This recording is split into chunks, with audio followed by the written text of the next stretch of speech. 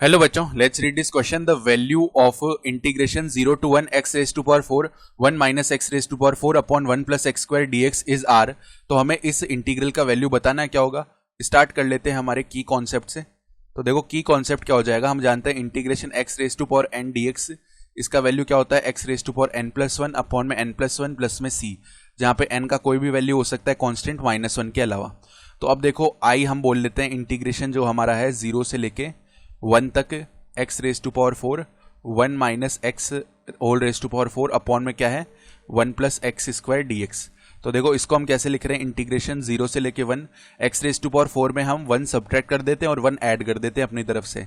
Multiply में है 1 minus x raise to power 4 और अपॉन में कितना दिया हुआ है 1 प्लस एक्स स्क्वायर और यहाँ पे dx है। अब ऐसा करके हम क्या करेंगे, x raise to power 4 minus 1 को एक साथ बाहर निकालेंगे और 1 को अलग से निकालेंगे। ठीक है, तो ये जो टर्म है अब कैसे बन जाएगा, I will be equal to integration 0 से लेके 1 x raise to power 4 minus 1, इसके मल्टीप्लाई में बचेगा 1 minus x raise to power 4 और प्लस में देखो प्लस में 1 मल्टीप्लाई में 1 minus x raise to power 4, तो 1 minus x raise to power 4 ऐसे आ गया।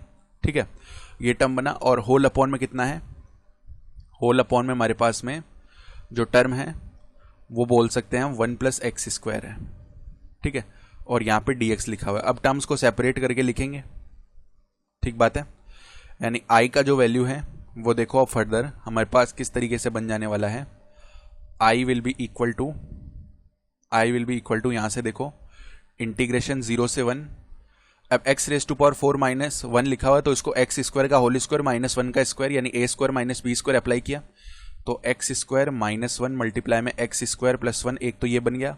इसके मल्टीप्लाई में चल रहा है 1 minus x whole raise to power 4 और अपॉन में कितना है 1 प्लस एक्स स्क्वायर और यहाँ पे dx है। ठीक है, ऐसे हमने इसको अलग कर लिया। प्लस में इंटीग्रेशन 0 to 1, अब 1 minus x raise to power 4 है तो इसको हमने क्या किया, देखो पहले तो अंदर 1 माइनस एक्स का होल स्क्वायर कर लेंगे, उसका होल स्क्वायर कर लेंगे, तो 1 प्लस में एक्स स्क्वायर माइनस 2x, इसका आ जाने वाला है होल स्क्वायर, होल अपॉन में जो वैल्यू है वो कितना है 1 प्लस एक्स स्क्वायर और यहाँ पे dx है। तो अब देखो यहाँ से क्या होगा, एक्स स्क्वायर प्लस 1 से एक्स स्क्वायर प्लस 1 तो डिवाइड हो गया। फिर उसके बाद इंटीग्रेशन 0 से लेके 1 तक x square minus 1 as it is है। अब इसको 1 माइनस एक्स का होल स्क्वायर उसका होल स्क्वायर करके ओपन करेंगे तो 1 प्लस एक्स स्क्वायर माइनस का 2x और इसका भी होल स्क्वायर हो जाएगा dx। प्लस में इंटीग्रेशन 0 से 1, यहाँ पे 1 प्लस एक्स स्क्वायर को a बोलते हैं, 2x को b बोलते हैं, तो a माइनस बी के होल स्क्वायर से इसको ओपन किया तो 1 प्लस एक्स स्क्वायर का होल स्क्वायर बनेगा पहले दो, प्लस में 2x का होल स्क्वायर बनेगा, माइनस में 2 मल्टीप्लाई में 2x मल्टीप्लाई में 1 प्लस एक्स स्क्वायर और होल अपॉन में इसके क्या चल रहा है 1 प्लस एक्स स्क्वायर, ये वाला टर्म और dx ऐसे लिखा हुआ है। तो फर्दर देखो ये क्या बन गया, इंटीग्रेशन 0 to 1, इनको एक साथ अगेन कंबाइन करके लिखते हैं तो एक्स स्क्वायर माइनस 1, यहाँ पे जब होल स्क्वायर ओपन करेंगे 1 प्लस एक्स स्क्वायर का होल स्क्वायर बनेगा। ठीक है, तो वो बेसिकली वैल्यू क्या आ रहा है 1 प्लस एक्स स्क्वायर का होल स्क्वायर करेंगे तो 1 plus x raise to power 4 plus में 2x स्क्वायर, ये वाला टर्म बन जाएगा। और प्लस में देखो फिर 2x का होल स्क्वायर होता है 4x स्क्वायर, माइनस में 4x मल्टीप्लाई में 1 प्लस एक्स स्क्वायर हो रहा होगा तो माइनस का 4x आएगा पहले और माइनस का 4x क्यूब आ जाएगा, इस तरीके का टर्म बन जाएगा और dx है। और प्लस में देखो 1 प्लस एक्स स्क्वायर का होल स्क्वायर अपॉन में 1 प्लस एक्स स्क्वायर तो 1 प्लस एक्स स्क्वायर ही आ गया, प्लस में 4x स्क्वायर अपॉन में 1 प्लस एक्स स्क्वायर आ गया।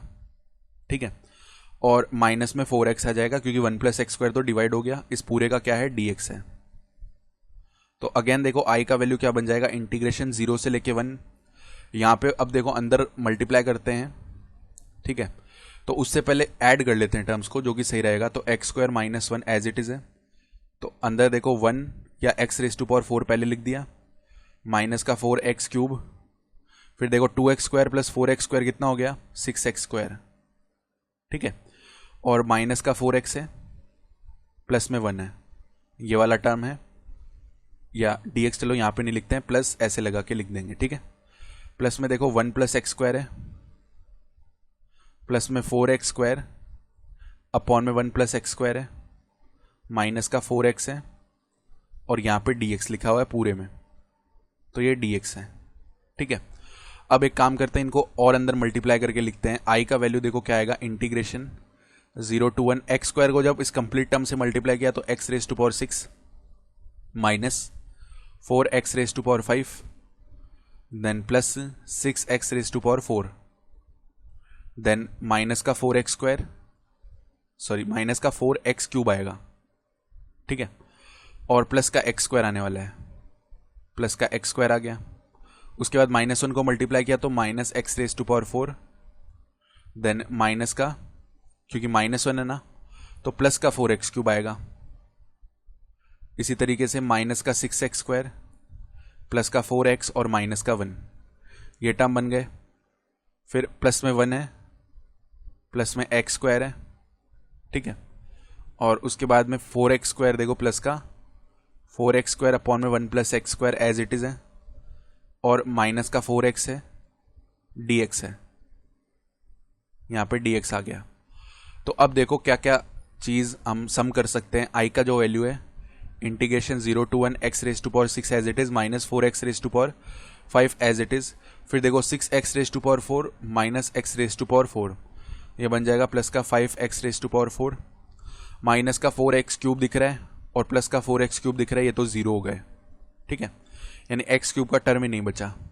फिर उसके बाद में x² माइनस का 6x² माइनस का 5x² हो जाएगा, ठीक है, ये बन गया। और उसके बाद में देखो जो टर्म है हमारे पास, तो ये देख लेते हैं आगे, x² टाइप टर्म तो हमने देख लिए थे, अब x टाइप टर्म देखते हैं। तो 4x माइनस 4x तो जीरो हो गए, ठीक है। अब इसमें क्या हुआ देखो, प्लस का एक x² भी बचा हुआ था, तो बेसिकली हो रहा क्या है कि -5x² इसमें प्लस x² करेंगे तो ये माइनस का 4x² बन जाएगा। -1 + 1 तो हो गया 0, और प्लस में क्या बचा हुआ है 4x² अपॉन में 1 + x², ये टाइप के टर्म बच रहे हैं, और यहाँ पे dx है, ठीक है। तो इतना आने के बाद देखो और क्या हो जाएगा हमारे पास में, जो वैल्यू है integration 0 to 1 x raise to power 6 minus 4x raise to power 5 plus में 5x रेज टू पावर 4। इन टर्म्स में से हमने x² या चलो प्लस का ही 4x² कॉमन कर लिया, अंदर बच जाएगा 1/1 + x² और माइनस का 1, ये टाइप का टर्म बचेगा, ठीक है, और dx हो गया। इसका मतलब i का जो वैल्यू है वो देखो integration 0 to 1 x raise to power 6 minus 4x raise to power 5 plus में 5x raise to power 4 plus में 4x², अंदर हमने एलसीएम ले लिया तो 1 - 1 तो हो जाएगा 0, तो माइनस का x² बचेगा ना इधर से, तो माइनस का 4x² तो ऑलरेडी है, और माइनस x² बच गया, यानी 4x रेज टू पावर 4 बच गया अपॉन में 1 + x² रह गया, ठीक है। इस टाइप का टर्म बच रहा है, और यहाँ पे पूरे पे क्या लगा हुआ है dx है, तो dx है, ठीक है। अब इसका इंटीग्रेशन हमें करना है, तो देखो इसका इंटीग्रेशन करने के लिए क्या कर सकते हैं फर्दर, यहाँ पे -4x raise to power 4 upon 1 + x² type term है ना, तो इसको अगेन थोड़ा सिंप्लीफाई करके लिखेंगे, -1 + 1 करेंगे, ठीक है। तो ऐसा करने पे देखो क्या फ़ायदा हो जाएगा हमें, i will be equal to integration 0 to 1 x raise to power 6 minus 4x raise to power 5, then plus में 5x raise to power 4 minus 4 upon में 1 + x², इधर लिख लिया हमने x रेज टू पावर 4 -1 + 1, इस पूरे का dx है। ऐसा करने पे देखो फायदा क्या होगा, integration 0 to 1 x raise to power 6 minus 4x raise to power 5 plus में 5x raise to power 4 minus, अब टर्म्स को अलग अलग करेंगे, -4 अपॉन 1 + x², इसके साथ हमने ले लिया एक बार तो x रेज टू पावर 4 -1, ठीक है, और एक हमारा टर्म क्या आ जाएगा, माइनस का 4 upon 1 + x² as it is आ गया ये, ठीक है। तो यहाँ पे -1 है ना कि +1, ठीक है, ये बात ध्यान रखो, और dx, क्योंकि इन दोनों टर्म्स को इसके साथ अलग कर दिया ना हमने, तो ये -1 आना चाहिए। इसका मतलब है ये integration 0 to 1 x raise to power 6 minus 4x raise to power 5 plus में 5x रेज टू पावर 4। अब अगेन यहाँ पे वो आइडेंटिटी लगाई हमने, तो -4 बन जाएगा x² - 1 मल्टीप्लाई में x² + 1 होल अपॉन का वैल्यू है 1 + x² माइनस का 4 अपॉन 1 + x², और dx हो चुका है। ऐसा करने पे देखो बहुत सही हो जाएगा, 1 + x² से 1 + x² हो गया डिवाइड, यानी बन गया इंटीग्रेशन 0 से लेके 1 x raise to power 6 minus 4x raise to power 5 plus में 5x रेज टू पावर 4। अब मल्टीप्लाई कर लेते हैं, -4x² प्लस में 4 माइनस का 4 अपॉन 1 + x² dx। अब सभी टर्म्स का हम इंटीग्रेशन जानते हैं, तो इंटीग्रेशन कर लेते हैं, इधर बन जाएगा x raise to power 7 upon में 7 -4x⁻⁶ और अपॉन में 6 बनेगा, तो ये बेसिकली माइनस का 2/3 बन जाएगा। लिमिट लगा देते हैं साथ साथ 0 to 1। यहाँ भी देखो 1/7 को हमने बाहर निकाल लिया, लिमिट लगा देते हैं 0 to 1, ठीक है। प्लस में 5x⁵5/5 आएगा, तो x⁵5 ही बच गया 0 to 1। माइनस का 4/3 इधर x³ आएगा 0 to 1, प्लस का 4x तो 4 बाहर हो गया x 0 to 1, -4 बाहर आ गया 1/1 + x² का इंटीग्रेशन tan इनवर्स x होता है, और लिमिट है यहाँ पे 0 to 1। तो बस इसको सॉल्व कर लेना है। अब upper limit minus lower limit कर लो, 1/7, 1 - 0 यानी कि 1 ही आएगा। फिर उसके बाद देखो -2/3, ये भी 1 ही आएगा ब्रैकेट में। देन उसके बाद प्लस में 1 ही आएगा।